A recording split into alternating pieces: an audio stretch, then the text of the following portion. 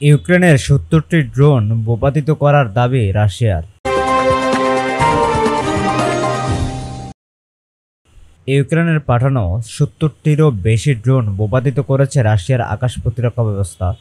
স্থানীয় কর্তৃপক্ষ ও রাষ্ট্রীয় সংবাদ মাধ্যমের খবরে একথা বলা হয়। রাশিয়া বলছে গতকাল সোমবার রাত থেকে আজ মঙ্গলবার ভোর পর্যন্ত এসব ড্রোন ভূপাতিত করা হয়। এর মধ্যে মস্কোর আশেপাশে আকাশের ভূপাতিত করা হয় ১২টি ড্রোন।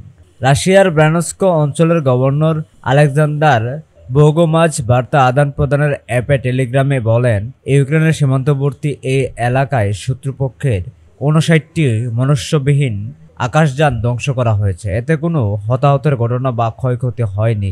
রাশিয়ার রাজধানী মস্কোর মেয়র সের্গেই সোবিয়ানিন টেলিগ্রামে বলেন, মস্কো অঞ্চলের ১২টি ড্রোন ভূপাতিত করা হয়েছে।